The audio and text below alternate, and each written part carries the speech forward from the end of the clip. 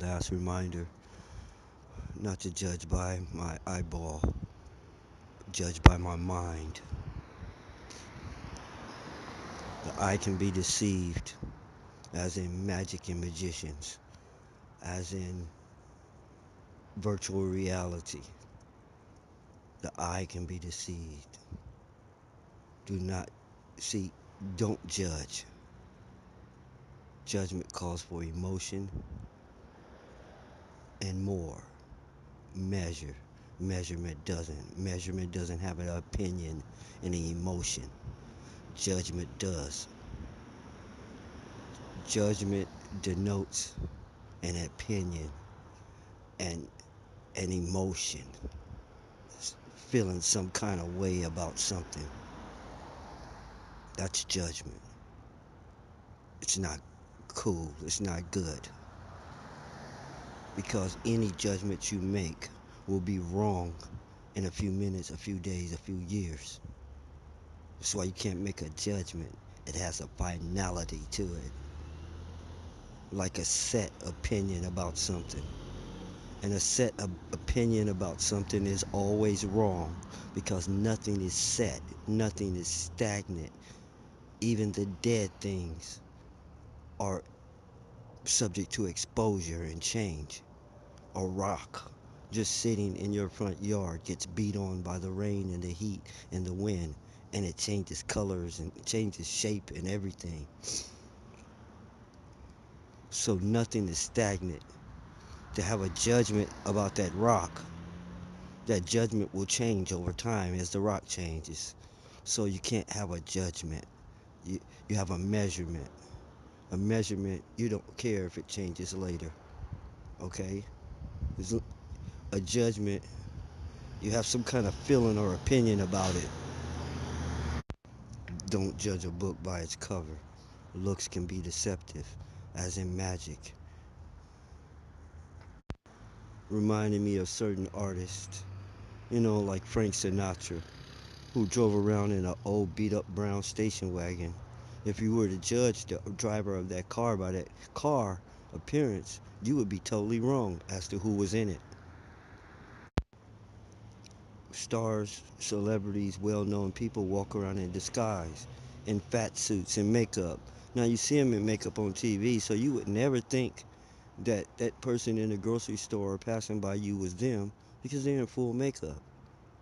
So why you never see them walking down the street? They have to eat, they have to do things too, and every now and then they want a burger too.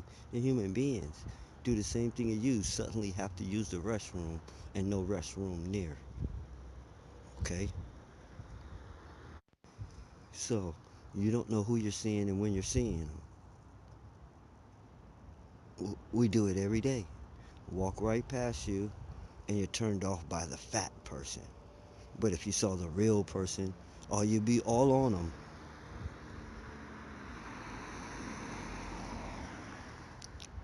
You. So the attractive superstar dresses up like a fat woman with a wart, and you, with your superficial judgments, are completely wrong, and you're the one that pays the price. You miss out on something.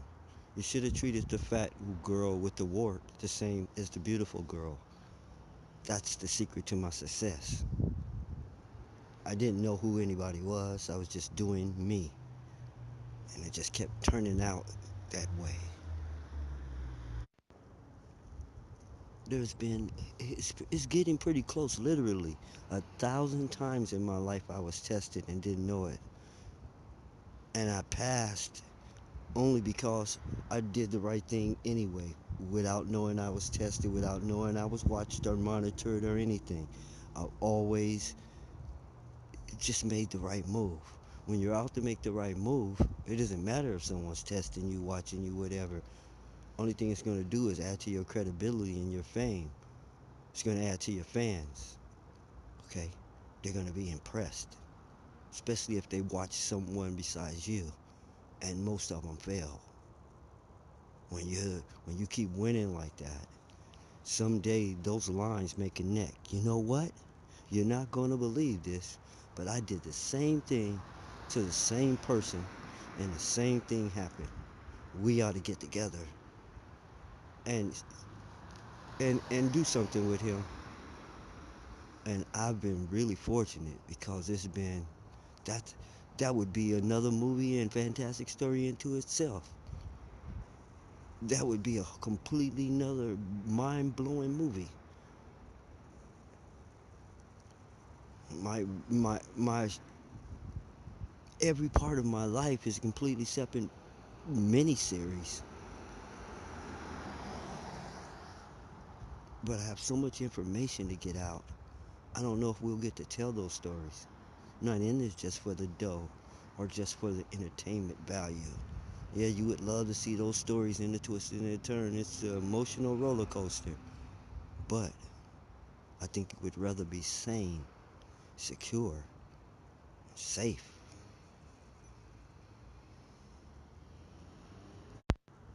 Those are the films we gotta make. Yeah, we came out with what would get your attention. You know, teacher taught us. Give them what they want so that they can learn to want what you have to give. After you have them wanting, you've been given what they want so long, you have them wanting from you. Now it's time to give them what you have to give, even if they didn't want it, even if they didn't know enough to want it. And always remember, want is will. They're the same word. They're the same act. Some they don't connect the dots in your mind, so you can't use the information that you do have. When you want, you will, you desire. All these words, this should have been just one word. That way no one could miss it or get it misconstrued. But they made 1,000 words for every thought. Now we're in the land of confusion. Well, which one of those do you exactly mean? They slightly vary.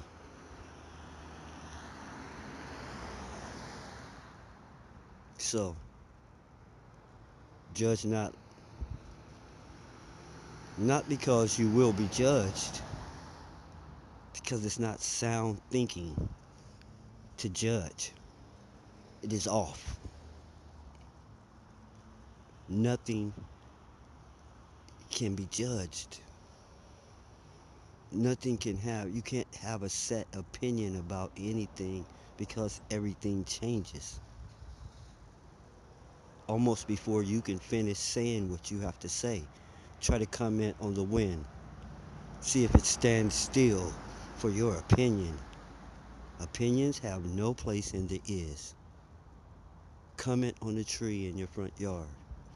See if that tree bends to your conversation. Walk up and hate it. See if it gets scared. Love it. See if it loves you back. Feel that it's another color and see if it changes. See, your opinion means nothing and is. It means nothing. So when you're having conversations and you're talking about what you call reality or is, keep your opinion to yourself. Stick to what is, not how you feel or what you think may be and some form of possibility. No, stick to is. Don't judge. Measure. That's what your senses do.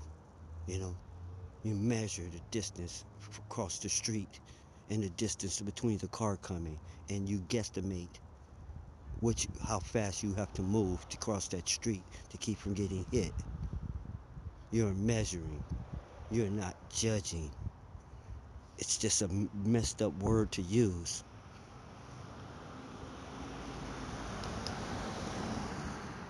To judge distance. Change as you move each step.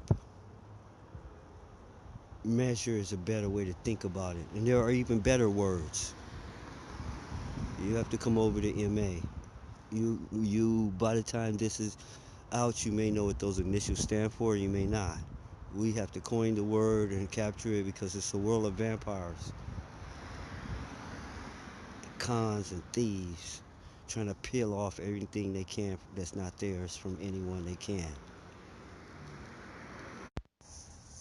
So that's where people are messing up with me. They go by appearance, what they see, what I appear to be. People show you what they want you to see, all right? They hide the things that they don't want you to see. The super big people, when they're taking a photograph, hey, she's cutting herself off with half of her body off with her friend's body. People with a slight imperfection in their walk, they swagger or they run past you where it doesn't show. Skateboard or bicycle. People with an eye problem, they look down and to the side. So you can't judge by appearances because everyone's hiding part of themselves. You have to use something more than that. Okay? You can't use appearances is like every other factor. It's on a sliding scale. You looked. How well did you look? You looked. You looked a little harder,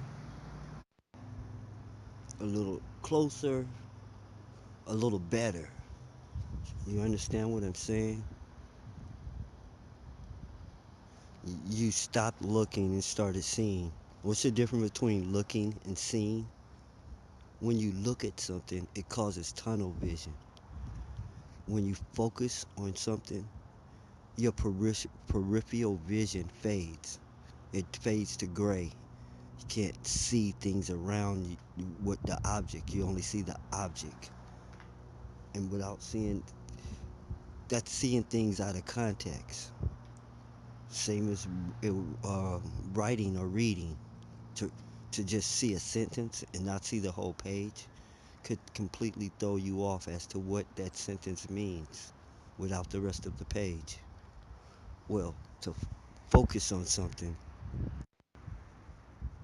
to look at something, is to not see it. See, your eyes don't need muscles.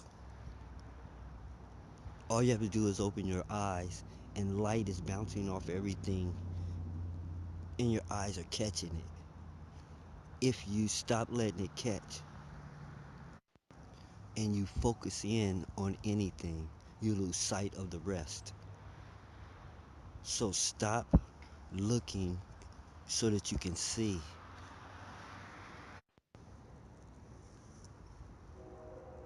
There was so much traffic that as I waited, I lost my train of thought trying to outweigh wait the traffic, the unusual traffic.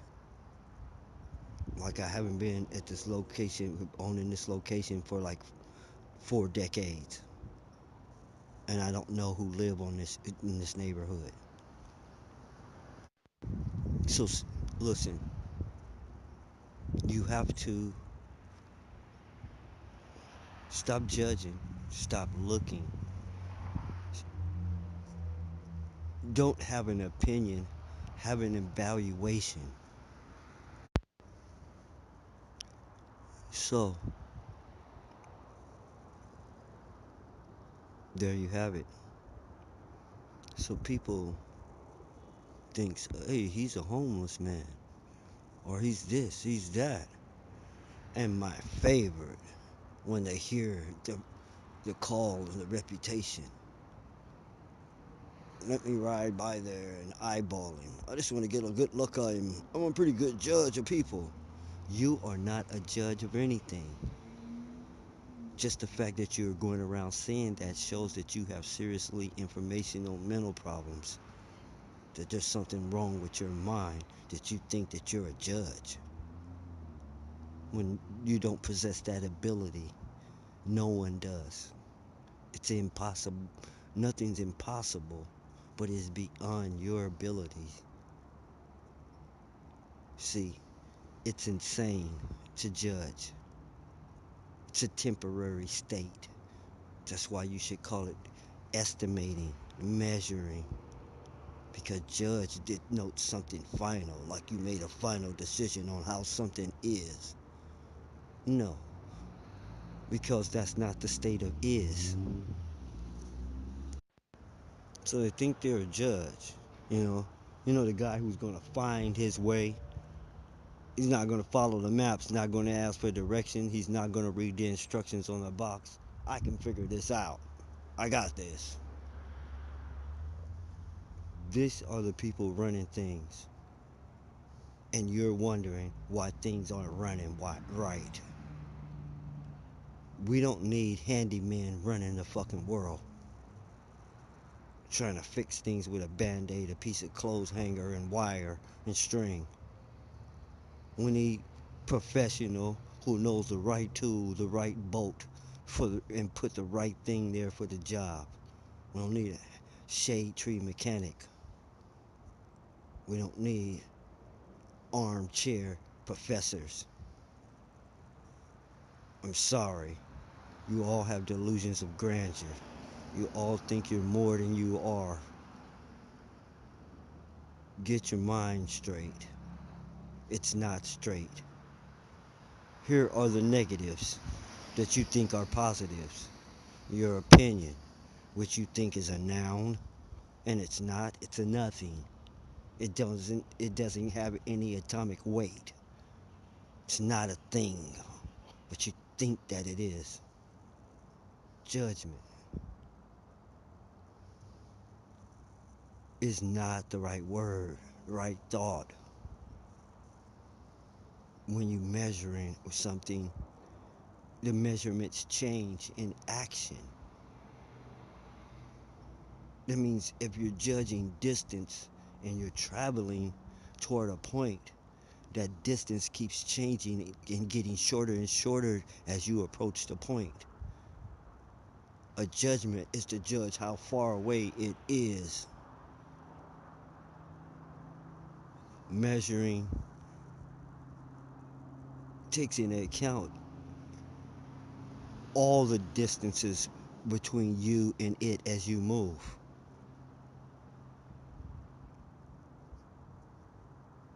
Standing still, you cannot have a judgment because your heart beating and your lungs moving in and out mean you aren't absolutely still. So as you rock back and forth slightly beyond your measurement, the eye distance changes by a fraction of an inch.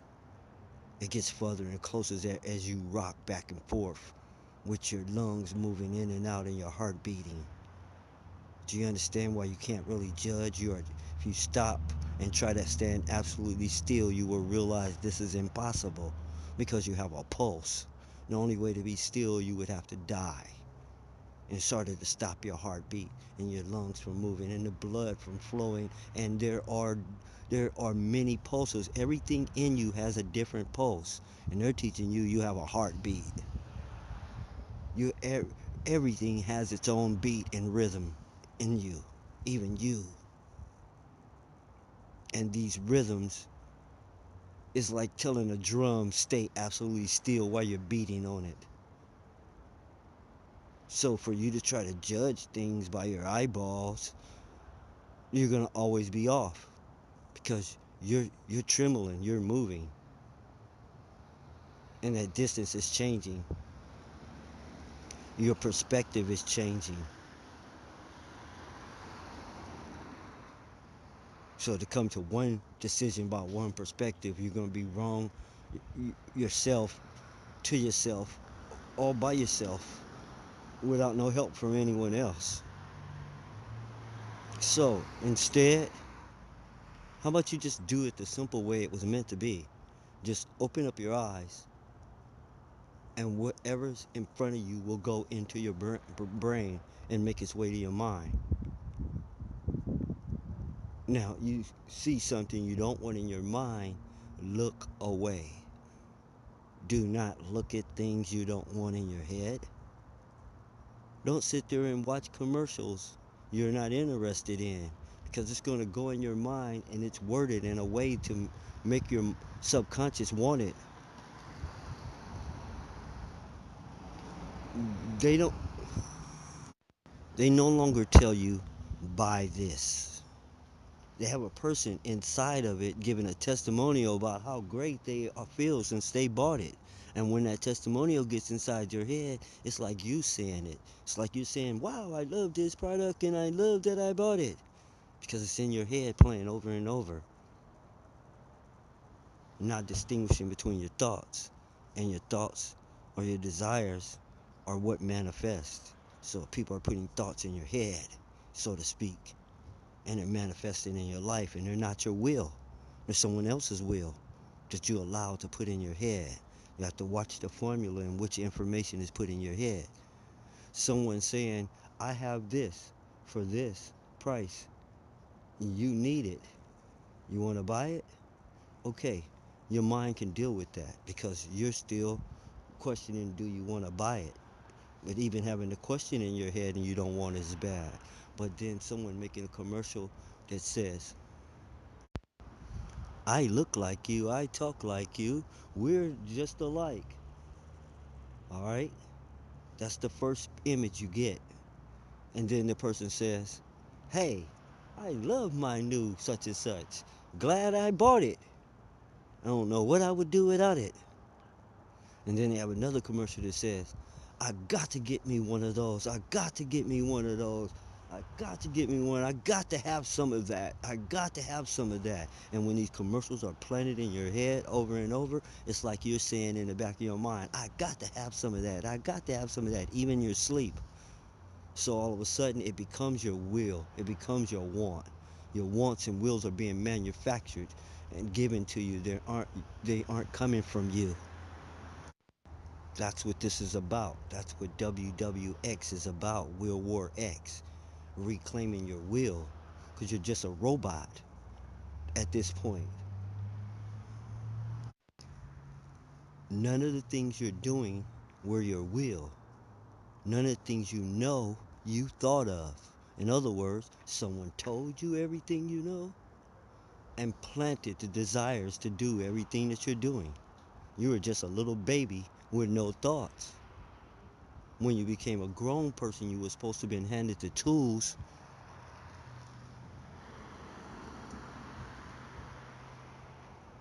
You were supposed to be handed the tools. You were supposed to be handed the tools to think for yourself, make your own decisions, to be an initiator, to be a creator, not a consumer, to now start adding something to the world, not sitting here repeating old information that the world already had here, just rolling on the wheel, knowing, not improving it. So you're a blank baby. Everything you know, someone told you. Everything you desire came from outside. All your wants and wills. You were supposed to have been told all of this.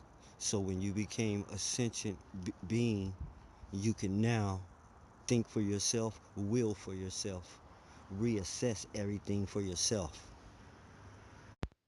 reevaluate everything again, from walking to talking to seeing and hearing everything.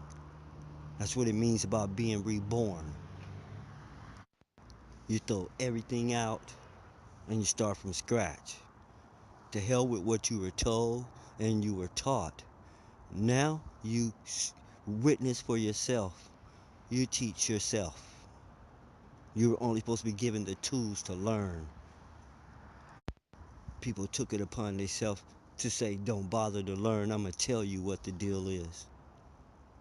I'm not going to just give you tools to learn for yourself and send you out there to learn for yourself. I'm going to tell you what the deal is based on what I think.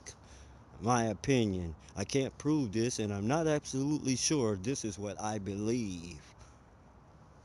This is what I hope. You got to have faith. I'm not George Michaels. If any of you still remember that guy, you know, which most of you never even knew who he was.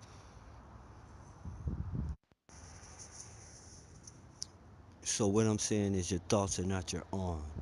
They're implanted by people who, remember this, every creature wants you to do what's best for it. The dog wants you to cook your food and give it to him. The ants wish you would not walk across their path. All right? The roaches wish you would just let them run your house. So all the advice anyone gives you is tainted with selfishness. This is what I think you should do because it would please my mind or please me. It would make me happy if you did this. I'll be proud of you or whatever. I will benefit in some kind of way from this. You no longer will be dependent on me or something. So your thoughts are not your own. It's like the myth of the nice guy, nice person. There is no such thing as a nice person for niceness sake. If someone's smiling at you, they want something. Believe that. If they're talking to you, they want something. They have intentions.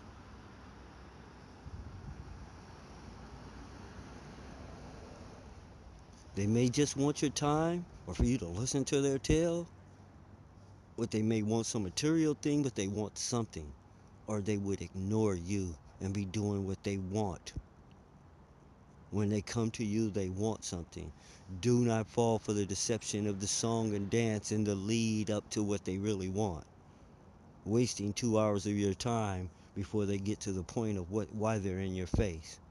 When they look at you, you say what the young say today.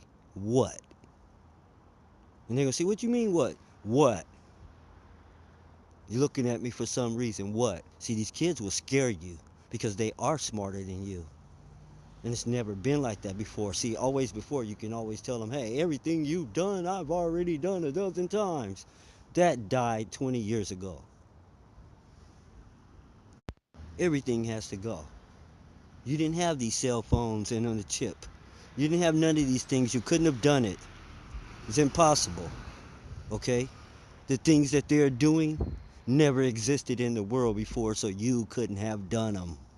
See, before that, you can say that because there was nothing new under the sun. But now you can't even say that. All right? These kids are smarter than you. We knew that. We knew that. We saw it coming 20 years ago when they came home with a math that we couldn't do. We seen it coming. We could no longer help them with their homework. That's when they started becoming smarter than you. And you can't stand it that a little child knows something that you don't know. And you're supposed to be an adult, a rule. Just do what I say, even though I'm dumber than you. You still do what I say. You're insane. Because the smartest person's supposed to lead in every situation. If your child knows something you don't, your child can help you. But you're putting it behind some insane rule about I'm the adult and you're the child. You do what I say. No. You're working on a project and the child knows more about it than you. The child should lead.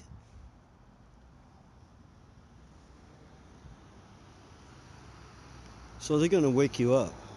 They're gonna call you on it. Alright? When someone's in your face, they want something. Everyone talking to you and giving opinions and advice, you need to ask yourself why they're giving that advice. What's in it for them? Okay, I'm gonna have to edit that out. That was my mom. Yeah, I'm here like OG whatever, and the movie Don't Be a Menace, while drinking your juice in the hood, standing in the driveway. The biggest thing in this and the biggest thing in that, and gangs fearing me all over. And I'm at my mom's house. Well, not actually. Actually, I'm at the address, camping out. I don't even go in the house. But anyway, that has nothing to do with this world note. That's a personal note as to the time frame of this note. This is doing the rags part of the rags to riches story. All these wise saying, this great knowledge, he had it before he had the money, before he had the fame, before he had any of these things that came from the game. He had women adoring him by the thousands. He had something worth billions, inventions and talents. So all the people I'm about to interact with who's going to try to put their hand on the hip later and say, I made him, ain't made crap. You can't make me. I was already so and more than you before. This is just to make an official record, standing here at home in the driveway across from Frederick Douglass Park in the city of Mercy in the year 6018. Oh, 2018 by your insane clock. We'll talk about AD and BC another time because a grievous wrong went down in between those. What do I mean? AD starts the day after BC stops. How is that possible? How is that possible for AD to start right after BC? Either way you look at it, it's impossible, okay? 1 BC, 1 AD. That means 1 year before and 1 year after. What about during?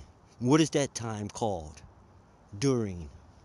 Supposed to be talking about after death and before Christ is what they're trying to pass it off as. What about the life of Christ? What's that time period called? Throws the whole timetable off. You got 30 something years here missing, 40 something. You got time missing out the middle of your clock between AD and BC. But here's what's the real lie.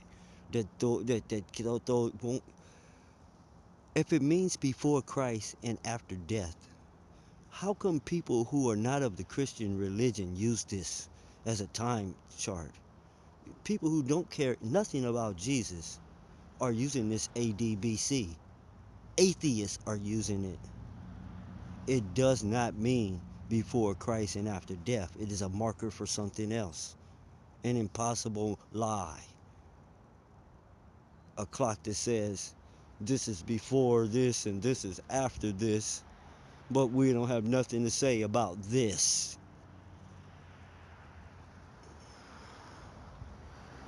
It's a hole in the lie, a glitch in this whole facade. And now you found it. Let's see if you can look into the hole and what you can see. Remember about looking and seeing. Know the difference. It's time to see things the way they are. See what is.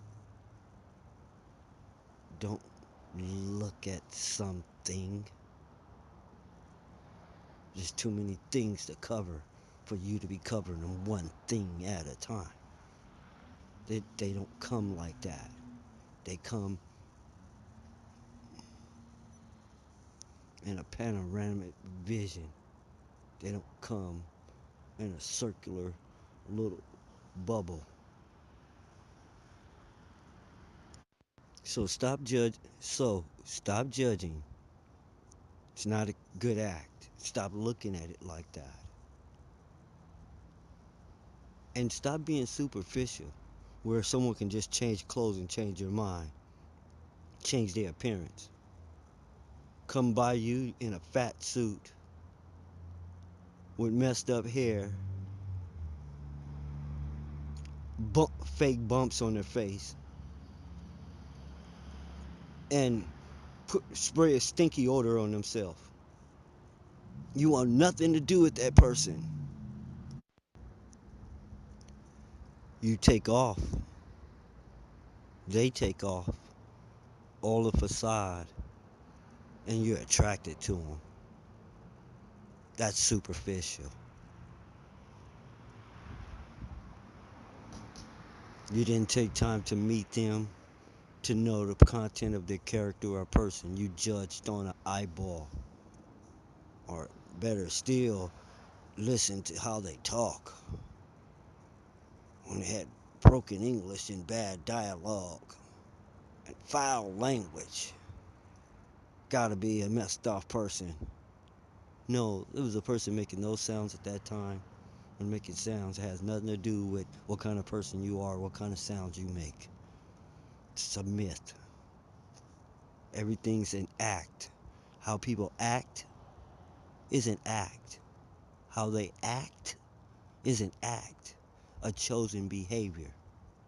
They act one way at work, different way at home, different way around children, different way around animals, different ways, and they switch behaviors. They act differently. It's acting, like on television, like on stage. It is acting. Everyone's acting. They think about the impression they want to give, and they make some moves to give that impression. Their behavior is acting. That's why they act like that. You get it? It's all actuality. That's what it is. It's all a bunch of acting, role playing.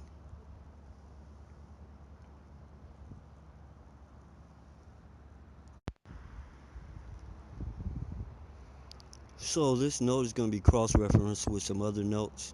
It's going to be brought home in context with some other things.